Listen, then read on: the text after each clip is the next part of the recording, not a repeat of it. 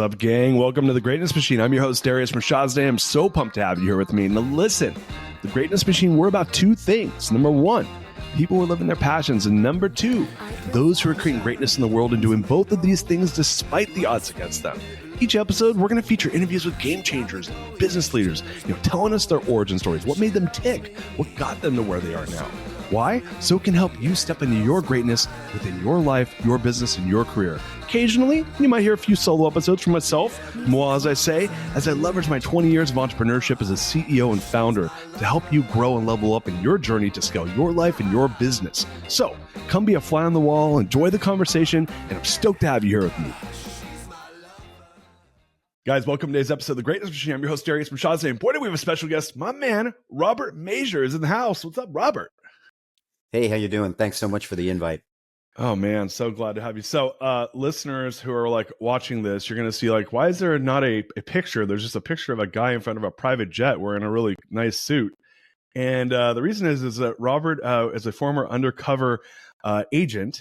And there's no pictures of him on the internet because it could put his life at risk. So this is a first for us, Robert. It's like so pumped to have you here. Wish your life wouldn't be put at risk by putting your face on the internet, but we are where we're at. Yeah, well, I've got pretty close to a lot of pretty nasty people for years at a time, and the undercover technique where you're dealing with families and people in a personal way can create some unusual reactions. Yeah, man, I can't wait to learn more about that on the show today.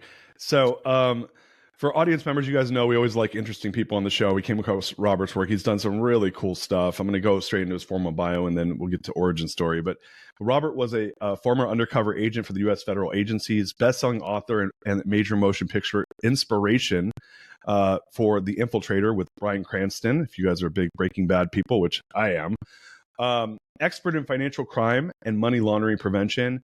And he's had some major books, The Betrayal, The Infiltrator. One came out in 2009. One was in 2015, two different versions of the book, different chapters of the book. I believe me. I don't even know if I'm getting that right, but two different books, same title. You know how that goes, different parts of the series.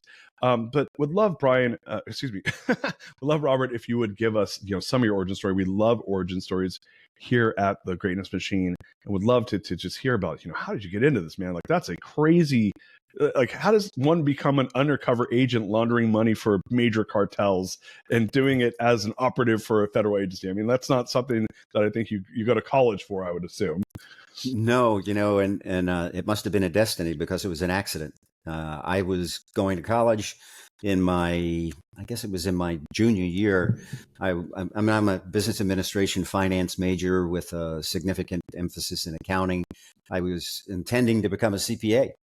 And so it was, as cycles of the economy go, it was a little bit of a tough time. So I was looking for a way to make some money during the semester and during summers. And I saw this advertisement for actually it was on a jobs board at the college, for a position as a co-op with an agency I'd never heard of called the Intelligence Division of the IRS, which is kind of an oxymoron, but fact of the matter is it was a very famous agency. It's now called IRS Criminal Investigation.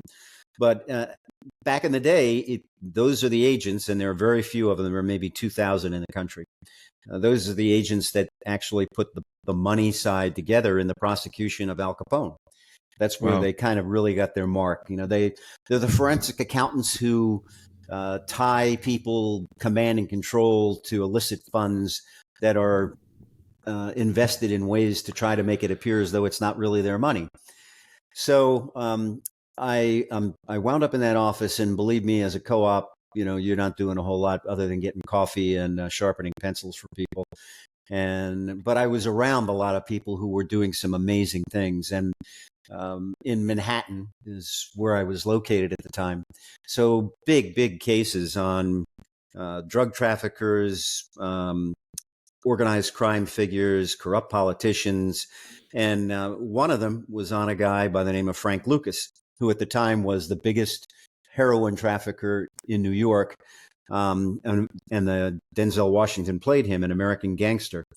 So what the IRS intelligence division was doing was actually surveilling his couriers who were taking literally army duffel bags full of cash into a bank at the time called Chemical Bank, which if you're a drug trafficker, Chemical Bank is probably where you should go because it's all about chemicals, right?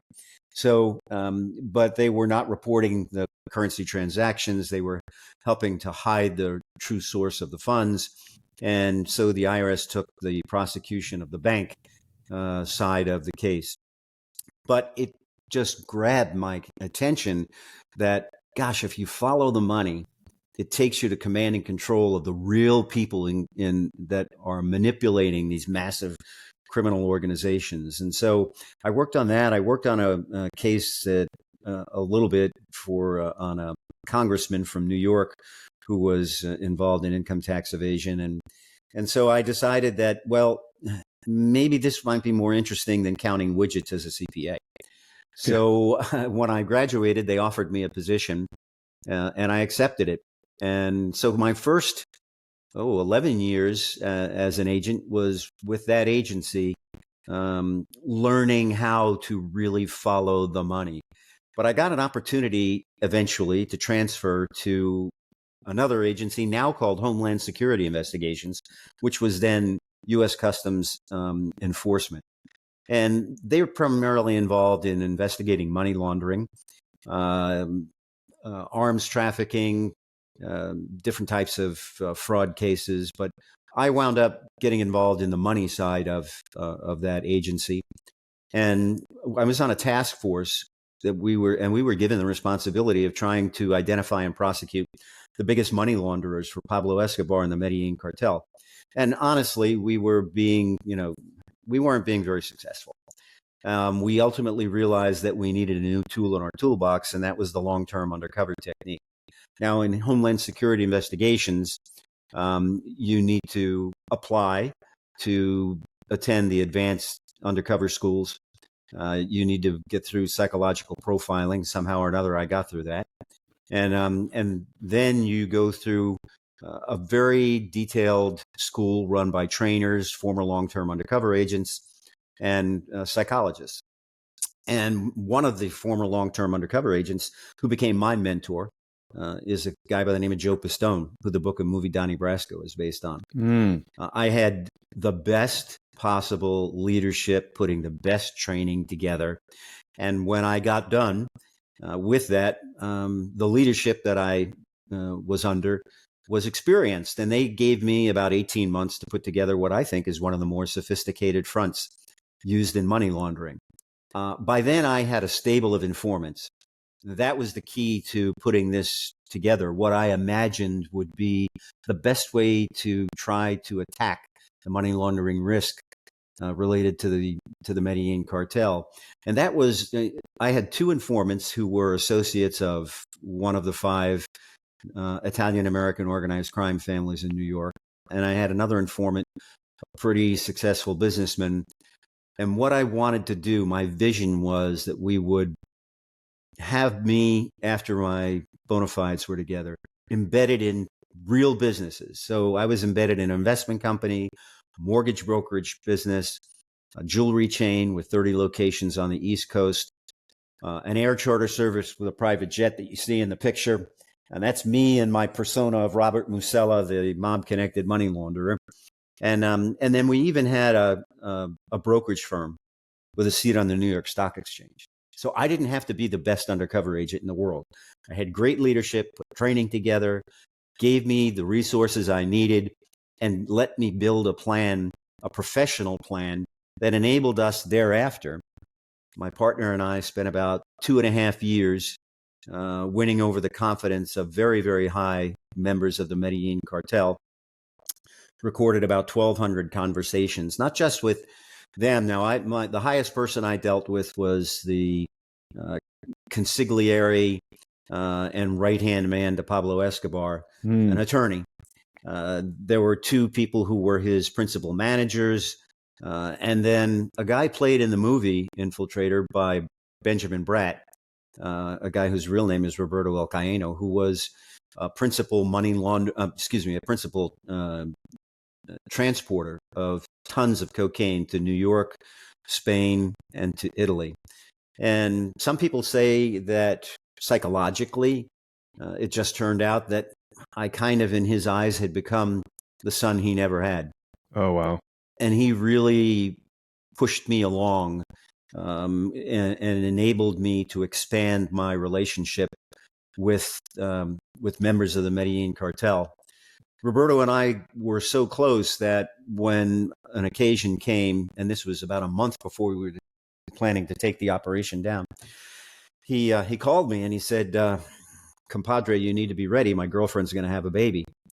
And sometimes I'm not thinking streetwise. And I knew his 3 girlfriends, and I knew none of them were pregnant. And I knew his wife, and she wasn't pregnant. And so I said, and his wife's name was Gloria. I said, "Well, does Gloria know?" And he goes, No. Listen to me. We're about to have the baby. You need to be ready. Well, that's because he had more than a ton of coke that just came in. Oh. And he needed me to be ready. 20, I think there was like, 1,200 kilos of coke. So that's at a kilo. It's that back then was 15, 16,000 each. So do the math, and that's a heck of a lot of money that needed to be moved. And he knew I had other clients, so he needed to make sure that I was holding space for him. So thanks to all the information he gave me, we were able to identify that load that had come in Camden from Buenos Aires, and in an anchovy packing plant down there with commercial grade shipments of anchovies. So he was in the warehouse with 2,300 pounds of coke when he got arrested. And I thought that since I was one of the last people he talked to, he'd probably suspect me, but Wow. he didn't. And as a matter of fact, 4 days later, through his wife, he put me in charge of what he was doing. Oh my gosh! I was given this is after he got arrested. He he put you in charge of the operation. Yeah, she said he told me you're the only one he can trust. Oh my god! So I got the list of the distributors, how much product they were holding, how much to collect from them, put with the suppliers, and at the same time, I'm dealing with what was then the 7th largest privately held bank in the world that had a presence in 72 countries. And was laundering money for anybody who had money seeking secrecy from governments. So I was pretty much in the mix of the underworld in that operation. Can I ask a quick question here? Sure. What, taking a step back, from the time you guys launched this operation to this point where you were in charge of this operation, how many years did that take? 2.5 years. So you had, and what business did they think? What was the legitimate business that you were laundering? Was it a series of businesses that they thought you were running, or was it for each group you had different businesses? No, it was a series of businesses that created a conglomerate that was able to move money. Now, keep in mind. So let me just take a step back. Just I want to make sure the audience understands. So and what was your undercover name again? Robert Musella. So Robert Musella has a mortgage brokerage and a chain jewelry stores and a price. So you got all these a conglomerate of companies that you're basically the head of. Is that the way they see it? Yes, and with a banking relationship with the Bank of Credit and Commerce International that was assisting me in the laundering of funds. Got it. And they were in the know that this was an operation, or they were not in the know? They were not in the know. Oh shit. Okay. So you had a bank that's not in the know. You're laundering money, and did they know they were laundering money? Shoot. And was this a U.S. Federal Charter Bank, or is this outside of the states? It was, I guess they call it an ag bank, where they were able to operate here in the United States. They were supposed to be promoting relationships with clients who were outside the United States, but they were using, with the help of several law firms, they were using shell companies all over the world as the apparent account holders and beneficial owners of the funds. So, I mean, they taught me how to launder money in some of the most sophisticated manners that have occurred, and people are still using those systems today. Mirror transactions. They put me with a brokerage firm based in London and Chicago and Cairo that was run by their former treasurer. I mean, mirror transactions, put in the simplest terms, they were doing it through gold futures. So I would give them let's say $1 million. They had a way of getting that through their house accounts in Dubai and Bahrain. They would get that into their house account. They would make a simultaneous buy and sell of gold futures. Okay. So they're sitting on $1 million. They now sell that. There's a buy and a sell. Understood. So the sell goes to a third-party company. Then they give that third-party company the instructions of where to send the funds to. And that would be through a series of accounts that I controlled, ultimately to the account of the beneficial owner in Colombia. So they never really had anything at risk. They had $1 million. They made a commission on it. They had a buy sell. They had the person who bought those gold futures from them then take the beneficial, take the value and provide it to me wherever I wanted it in the world. A lot of extraordinarily sophisticated money laundering systems.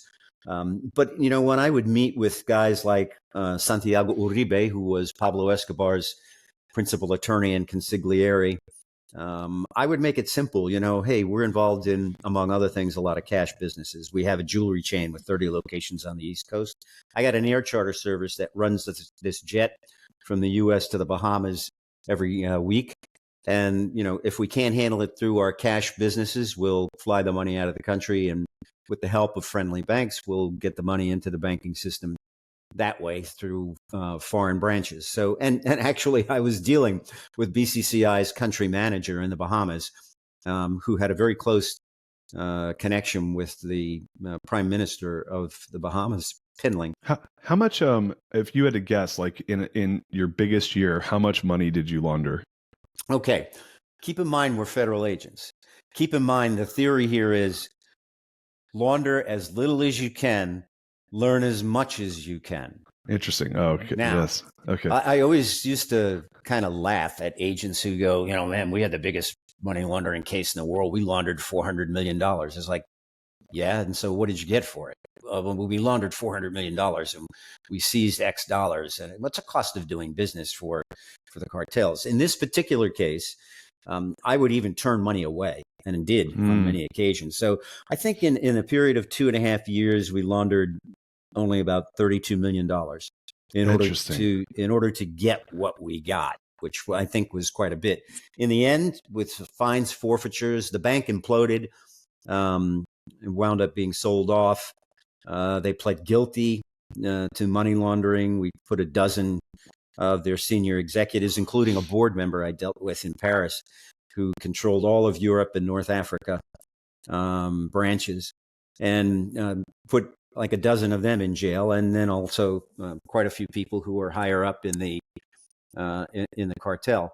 When you take these things down, you need to make sure that you get your hands on the people who are there. You don't want an indictment and people sitting in Pakistan or Colombia where you cannot extradite them. Right. So we had to come up with a method of bringing them as close to the Middle District of Florida, Tampa, where the major case was brought. And so what we did is, a couple of months before the end, there was a female agent playing the role of my, quote, fiance. And we informed them that we were going to get married, and we invited them to a country club for a fantastic weekend at Innisbrook Country Club in Tarpon Springs, Florida. It's a PGA Tour stop. It's it's a pretty ritzy joint. So a lot of them came. Some of them were supposed to be in the wedding. Some of their kids were supposed to be in the wedding. And through that, we were able to get our hands on a lot of the people who we probably wouldn't have been able to get our hands on otherwise. A couple of people still, got away to Pakistan and to Colombia, but we got a pretty good number of the people that we wanted to make sure that we arrested and prosecuted. And that's really when the work begins. People don't understand that. For 2 years after the undercover operation, I was preparing for testimony in 5 different trials. The longest one was 6 months. And in that case, I got on the witness stand in the middle of March and I got off in the middle of June. I was on the witness stand every single court day for 3 months. Wow. So, I mean, there's a lot more to this than just doing the undercover work. You're not serving the public unless you actually prosecute the cases and make people pay for the crimes that they committed, and we had a very good outcome in that manner. Let me jump in here. Well, so I have a bunch of questions. So first question is, my business partner said something once where, like, space always gets filled quickly. So like, and obviously this is such a big business. There's so much money. That it's a demand-driven business, that there's infinite demand because people get addicted to the drugs and people like to do drugs. But by taking these people down, we'll use Pablo Escobar as an example. Like when he got taken down, all the drug just moved to Sinaloa, moved to Mexico. What did you kind of see that it was like? I mean, at some point, I mean, obviously there's a point to doing it, but is there a point to doing it if inevitably someone else just going to pick up where someone else left off? What are your thoughts on that?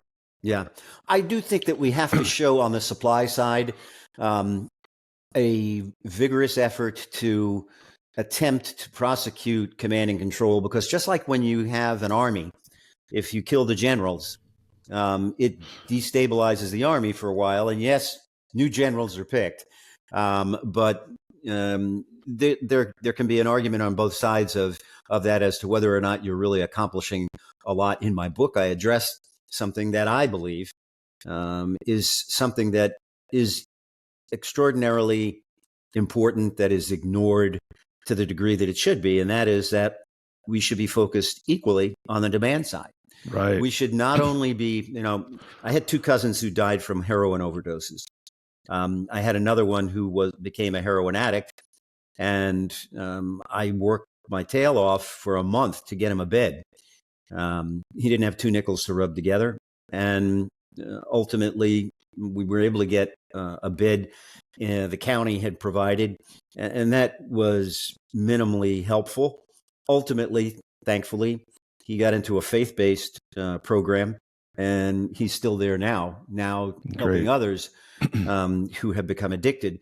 But not only do we need to focus on drug education and drug treatment, we have to recognize that we have swaths of people in this country who do not have economic opportunity. Right. And they do not have economic opportunity because they don't get the equal opportunity for education. And I would much rather spend $4,000 or $5,000 a year helping someone get a formal education than $35,000 a year paying for their slop food in a prison where all they do is go to criminal college and make better connections. Yep. We need to wake up about the importance of the demand side. It's tremendously important. There is more drugs on the street now than there's ever been. There's more overdoses than there have ever been. Yeah, we've had a little bit of success in fentanyl overdoses of late, but the cartels globally are on fire, working with organizations like Hezbollah, and their United Nations of criminal organizations is far more effective in their coordination with one another than our United Nations. It's a very, very sophisticated criminal side that's out there, and we're never going to stop it by strictly focusing on the supply side. We've got to do much, much more on the demand side. Yeah, I couldn't agree with you more. I always say that. I'm like.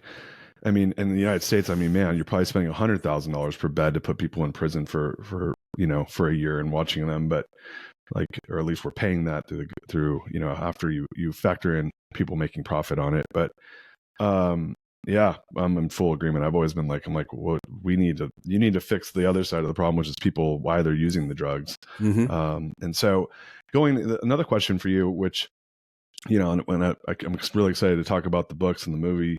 But I'm a person, by the way, that is probably your target audience for watching these movies. like Darius, why you knew that it went from Pablo Escobar, Colombia to Sinaloa? How'd you know? I'm like, because I watched El Chapo and I watched the other one. I watched Narcos season 1, 2, and 3. I'm like, I love this stuff. I think it's fascinating. But what those it's a very there's a lot of sexiness to this stuff when you see it on the big screen. How do you feel like, like the movie Blow with Johnny Depp, when you see like that stuff, you're like, man, that looks like a crazy life. Having been in front row seat, I mean, how much of that is Hollywood versus reality? A lot of it is Hollywood. Got I it. can tell you that at the level that I was at, if you were given the significant responsibilities with regard to money and dope, and you were using dope, you were probably going to wind up dead. I was in Paris with several of the higher level people in the Medellin cartel, and one of the guys that was there was definitely drunk. He definitely was known to use illegal drugs, and he was loud, and he drew attention. And they don't like to draw attention. They like stealth. Sure. And, and they like normal. So, yeah, when you get down maybe to a little bit lower rungs, nobody approached me and suggested that I should snort coke, but I did wind up in a men's club, and unexpectedly, and there's a scene from this in The Infiltrator, which is pretty close to real. So the guy comes walking back from the back room, and he has two lovely ladies, one under each arm, and he says, "So, Mr. Bob, this lady here is for you, and the private club room upstairs, you're my guest." Now, obviously, I do not want to be sitting in a courtroom with elder, my grandmother sitting in, not my grandmother, but somebody's grandmother sitting in the jury box, hearing a story about doing anything that shouldn't be done.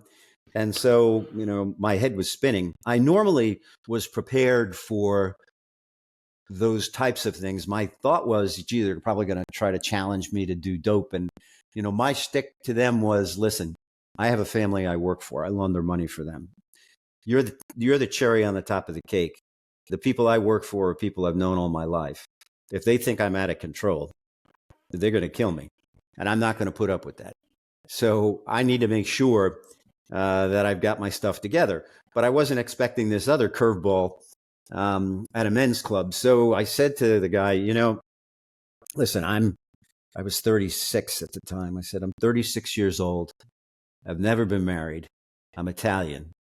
My mom is getting pretty nervous about me not having kids. I've met the love of my life. We're going to get married eventually. Frankly, buddy, I'm not interested, and I'm not going to mess this up. So, in the film, they have the guy who's playing the Colombian guy. Bryan Cranston gives him that pitch of, well, I'm engaged to get married, and so the guy looks at him kind of sideways and goes, "So," but they really did well on that. But there are other things that are very crazy. A lot of these guys practice Santeria, which is kind of a combination of witchcraft and Catholicism. So one guy near the end, and like I say, unless you're meeting new bad guys and uncovering new crimes, you need to stop your undercover operation, because as money launderers, you're facilitating crime by laundering money. And this guy's condition was, I needed to come with him to see his priest.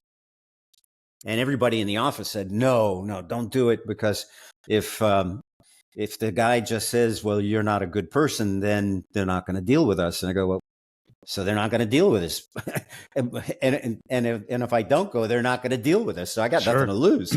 Sure. So, by this time, one of my biggest confessions to young officers interested in doing long-term undercover is that by now, because I just had this unimaginable constant success of uncovering new major criminal issues, I started to think that I had crawled through the real world, a portal in the real world into the underworld at a level that no one else would ever be able to get to. And I had to maximize my presence in the underworld because that door was going to close eventually.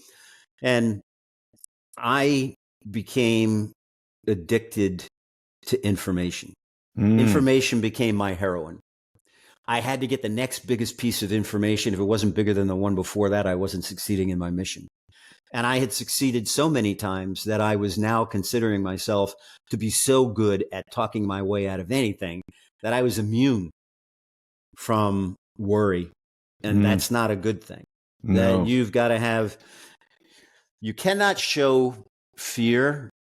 You cannot show concern. Those are self-defeating, outward evidence to them that something's not quite square. So, but at the same time, you know, there were plenty of times when inside my brain, my hair was on fire, but outside I was trying to act like, hey, that's not any big deal. I was accused by, I mean, you say you're a Narcos fan. So at the end of the first year, the last 2 episodes, they talk about 2 of Pablo Escobar's most important managers, Gerardo Moncada and Fernando Galeano.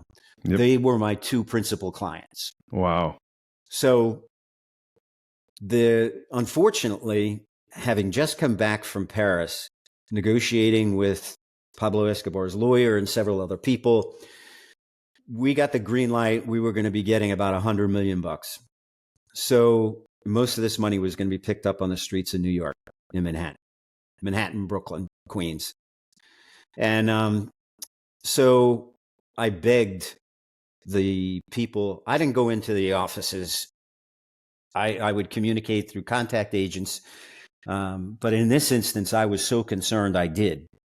And I said, listen, they've told me that I really want to meet the surveillance team because they've told me that they're going to have people out there, counter surveillance, and they're going to be looking for people who are they're white guys, gringos, in their late 20s, early 30s. They'll be wearing pullover collared polo shirts, blue jeans, jogging shoes. They'll have fanny packs on. That's where their guns are. Those are the feds. So I get into this room where the surveillance team is, and they're all wearing pullover polos, jeans, jogging shoes. And I go, you know, guys, they're looking for you. They're looking for you. You got to really be careful. Now, I'm originally from New York, but because I went to school in Illinois and everybody made fun of me saying, "Use guys," I don't have a New York accent until I'm back in New York. So now I'm talking to them. And I go, you know, you guys have to understand. And I got the typical New York thing back from them. Listen, you're not from New York. You don't know what you're doing here. This is our town. We know what we're doing. We've been doing this for ages, blah, blah, blah, blah, blah. Okay, so they do it. And guess what? Counter surveillance picks out every single one of them and their cars. Oh. So now that all gets reported to Gerardo Moncada. My partner is on the phone with the money broker between us and Moncada is in the background screaming, Musella has to be a DEA undercover agent. They were all over the place. So now I got to talk myself out of that. Oh, shit. Yeah. So I decided I had become pretty good friends with one guy that Moncada trusted a lot, and so did Escobar. He was in charge of buying the Medellin Air Force. He always looked for Rockwell 980s and Rockwell 1000s. These are planes that are able to land on shorter fields, take off. They can handle rough landings, have a big payload. They're exactly what they want. So he was buying so many of them, he shoved the price of those planes up in the United States because if there was one around, he was going to get it. But Moncada really trusted him. He used to be an Avianca pilot. Avianca is the Colombian Airlines, and he flew 747s. So this is a really smart guy. And so I said, listen, Rudy, I need to meet you so we can discuss something. And I told this was in Miami, and I said, listen, guys, there can't be a cover team. If they see surveillance and I'm there, you know, you're going to be able to find my body, but I'm going to get killed. So I need to go no cover.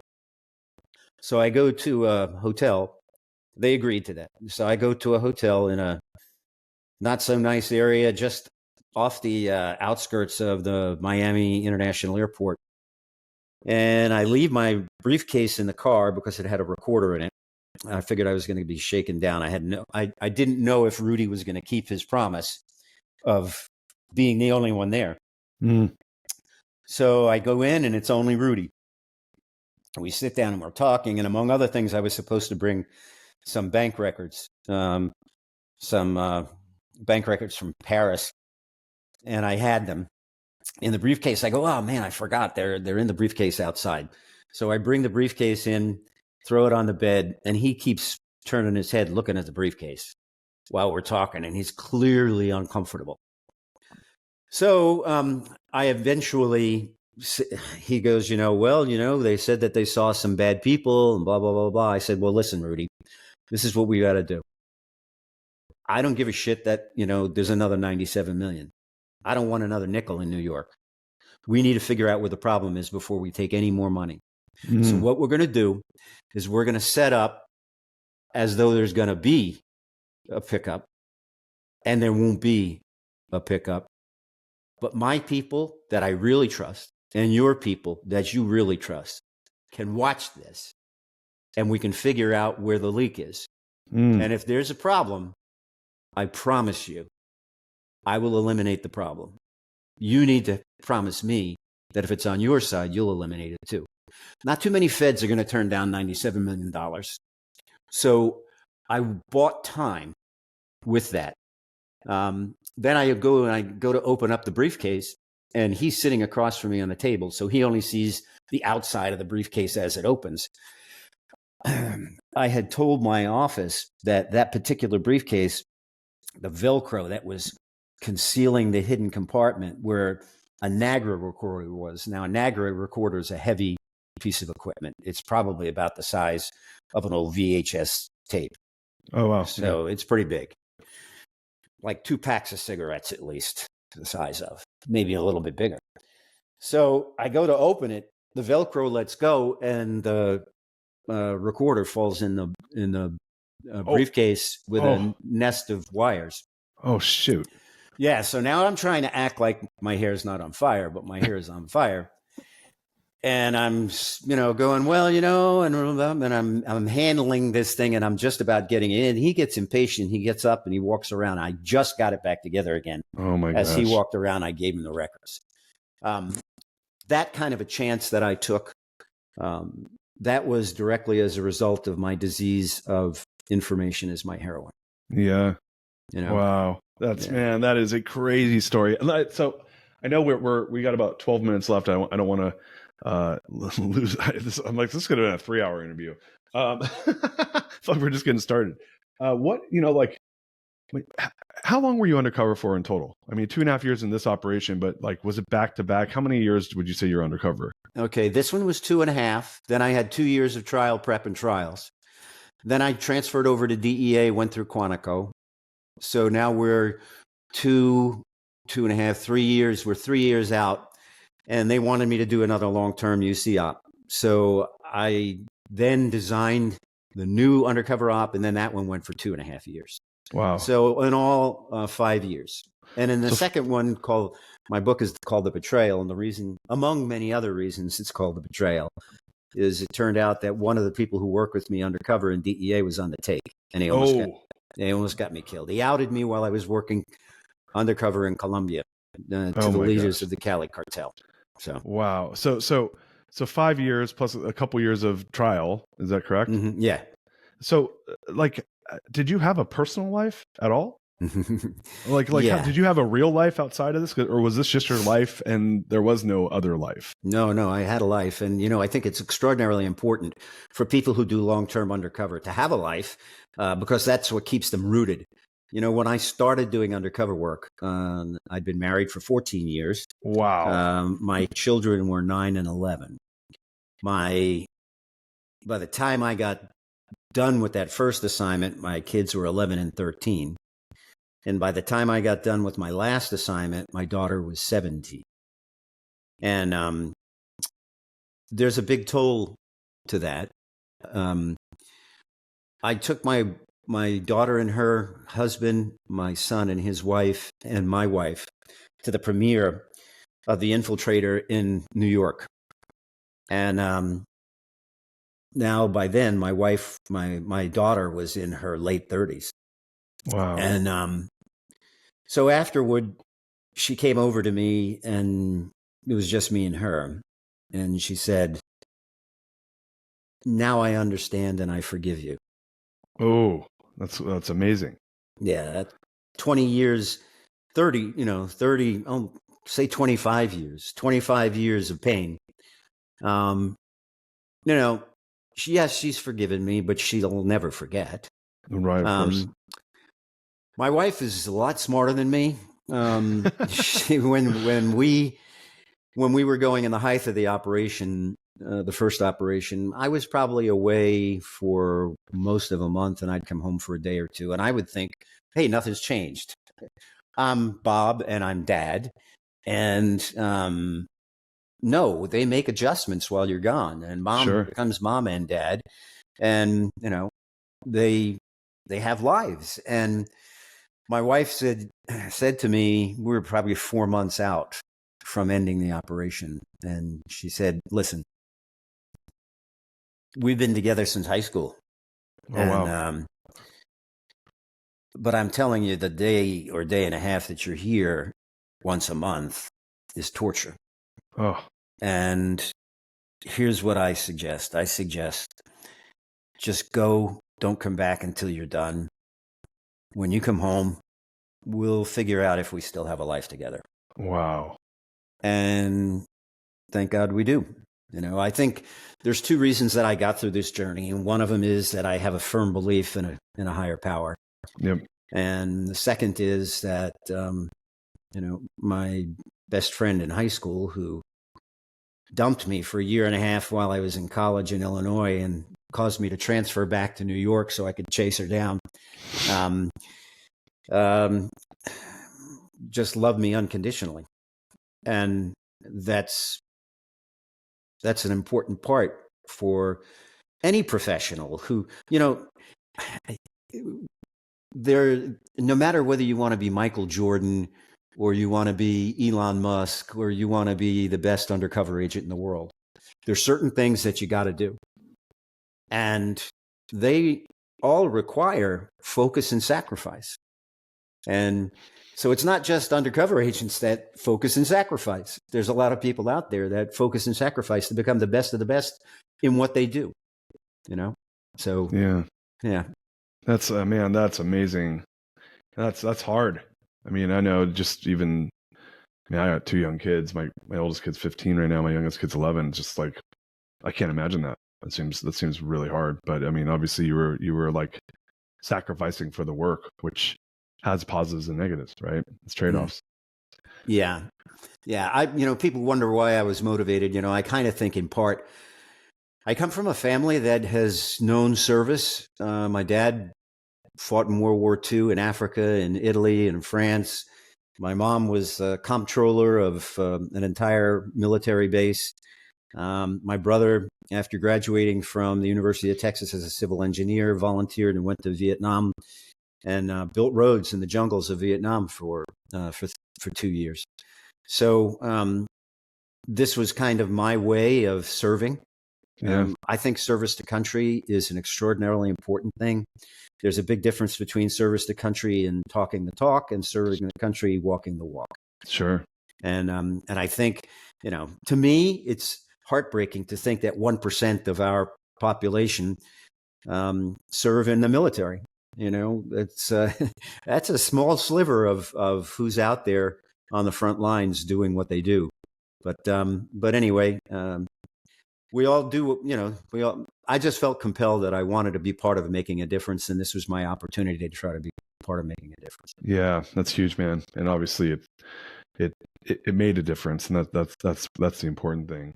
I know we're getting near the end of the show. I'd love, you have the books, the movie, to tell us a little bit about that so the audience can know where to go learn more about this. I'm like, man, I haven't seen the movie. I want to see it and I want to read the book. So, but yeah, can you tell us a little bit about that, where folks can learn more about the work? And we have the greatness question. I'd love to get to that.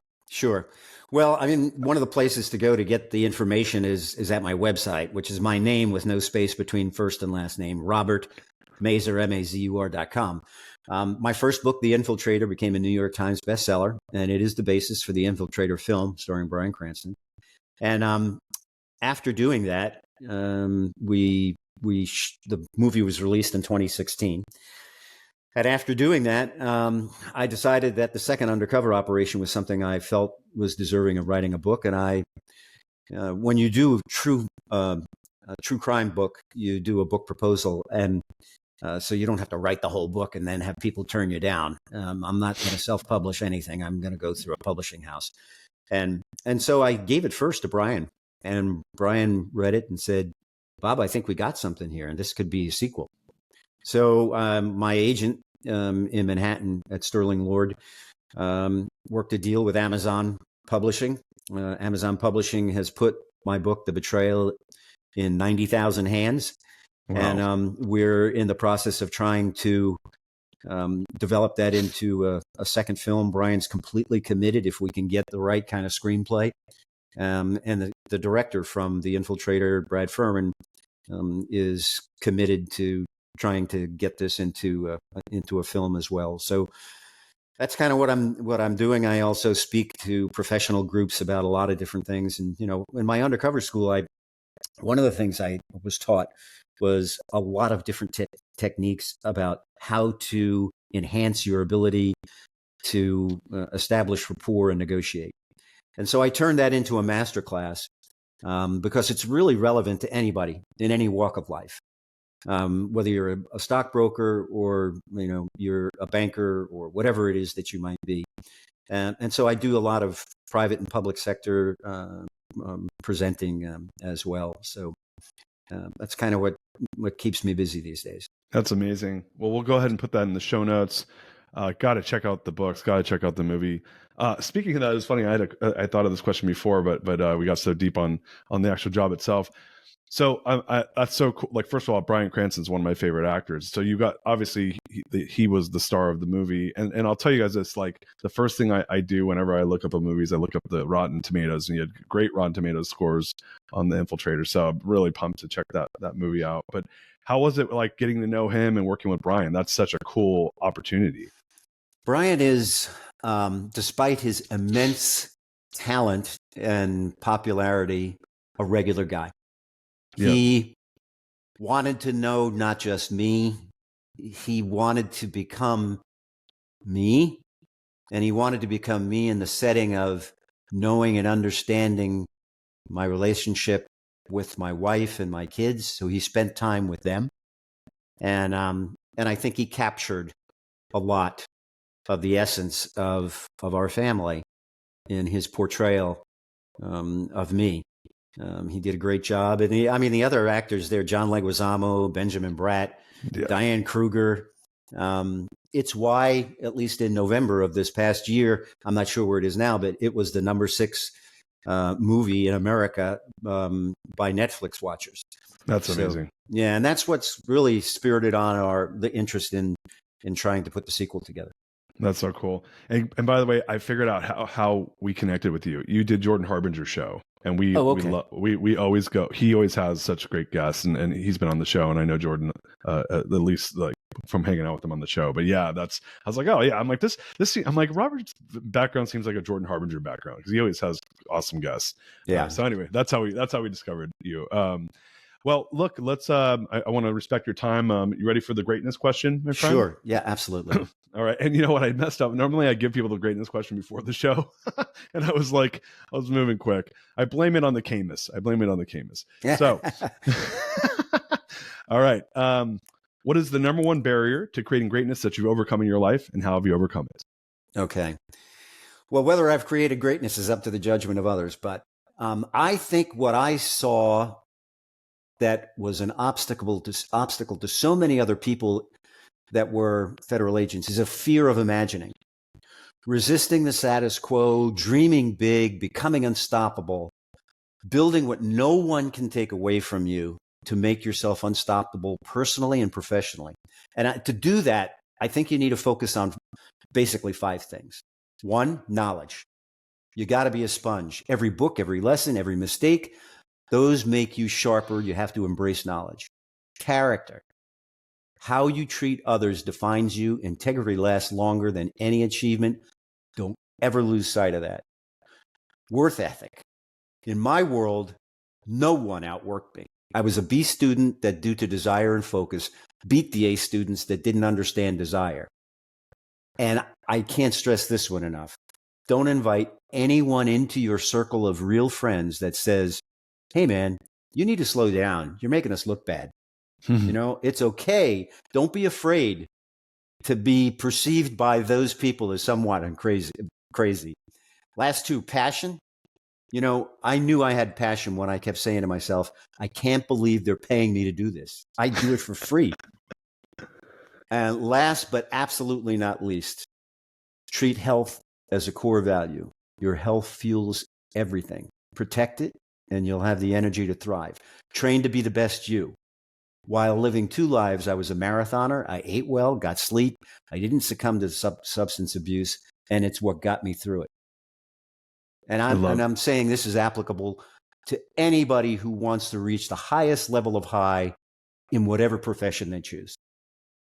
Love it, man. Robert, such an amazing show. Like I said, we could have, I feel like we just started scratching the surface. So cool to learn about all this amazing stuff that you've done. And I'm really excited for the books and the movie and to share it with the audience and for them to check it out. But yeah, so much gratitude having you here today. Thank you so much. Thank you. Great to finally meet you, Darius. Definitely. You guys, go check it out. Share this with all your friends.